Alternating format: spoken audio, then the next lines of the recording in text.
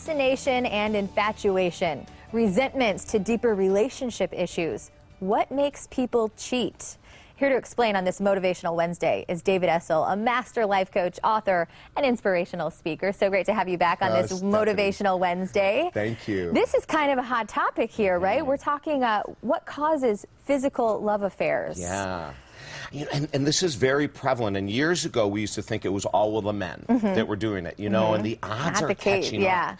You know, on average, they say about 50% of men are the cheaters in a relationship, 40% are the women, and then that means 10% are both. Is that they're both out there doing their own thing. But women have caught, unfortunately so, women have caught way up in regards to who cheats in relationships. Okay, so what really defines a physical affair?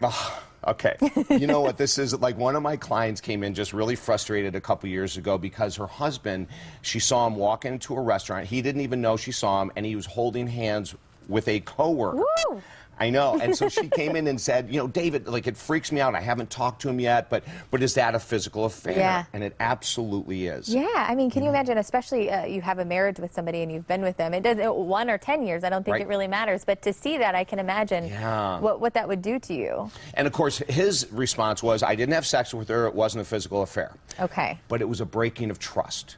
So what we say, Stephanie, is that anytime there's any physical interaction where that you wouldn't do it if your partner was standing right there, any, you know, kissing, holding hands, and of course sex, would be a breaking of trust, and that's a physical affair. Okay. So what really causes these? You know, getting to the root of the physical affair, what is the root of the affair? Why do people do it? Yeah, there's two major reasons, and the first one is kind of surprising, but it could be long-held minor resentments. In other words, something that happened 15, 20 years ago that, you know, that still the person has never worked through. Could be something at the wedding. You know, I was talking to someone the other day that at the wedding, the best man got up to do a presentation, and this was the wife I was talking to, and the best man went through a lineup of all of the guy who was about to get married, his former girlfriends.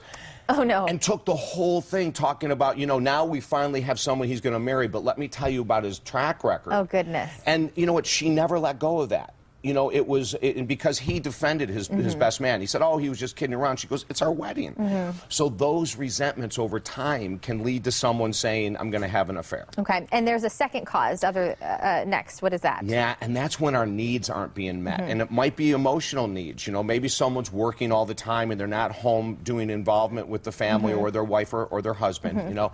It could be something that their physical needs aren't being met. Someone shuts down in the bedroom because they're upset, they're stressed, whatever, and the other person's physical needs aren't being met, and over a period of time they just sort of get pushed out.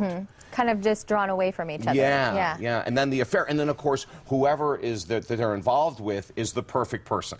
You know, in that moment, whoever you're having the affair with has everything that you're not getting at home. So you're living in this fantasy illusion. Kind of someone to fill that void, maybe a little bit. Yeah, to pick up the physical needs that aren't being met or the emotional needs. You know, we worked with a couple where that the guy was in a physical affair with a woman, and I said, you know, what was it? Was it the sexual acts that you guys did? He goes, no, she listened to me. Yeah, I mean, just something as small as that. Right. So the good news is that there are ways to work through this. Yes. There is a cure for this. You even have an example of a couple who had an affair, worked through it, and are still married. So they got past an actual physical affair. Stephanie, 75% of the women that have come in, and men, in the last 25 years where there was an affair, we've helped heal the marriage. 75%. I mean, the success rate is really, really high. And the couple you're talking about is the guy had an affair. He was on the fence about even coming back to his wife. He didn't even know if he wanted to come back. And about 4 weeks after I started working with him, his wife came in and she said, you know what, David, I know he's undecisive, and my family and friends say I should divorce him, but I'm going to stay here and battle for my marriage. 12 months later, because it takes a while to heal after that affair, 12 months later, they have a marriage, now that's 8 years ago, that is deeper and stronger and more loving than they ever had before the affair. Good for them. Well, I can imagine, too, you know, especially being married that long, you don't want to leave. You're in kind of a weird situation, and then the affair comes in and into the picture. That takes a lot of work, I would think, right? So what kind of steps do you have to work through in order to get past that emotional drainage and kind of baggage, I guess you could say? That's such a beautiful question. And the first thing I'm going to say to you is that both partners have to take responsibility for their role in the affair. Now, for all of our viewers that have been through an affair and they weren't the one that cheated, the very first thing that comes up in our mind is, I had no role. But we probably have. We shut down in bed. Yeah. We stopped doing the nice things that we used to do for our partner. There were things that we've done that didn't help the marriage, and then the person started to slowly leave, and then they finally had the affair. So step number one is work with a professional. I mean, if it's not me, someone, but work with a professional that has a really good track record with people that have had an affair, number one. Number two, be willing to look inside. You know, what is it that I haven't been giving my partner? And then for the person that cheated, why did I cheat? What am I not asking my partner for? What needs aren't getting met that I need to ask my partner for?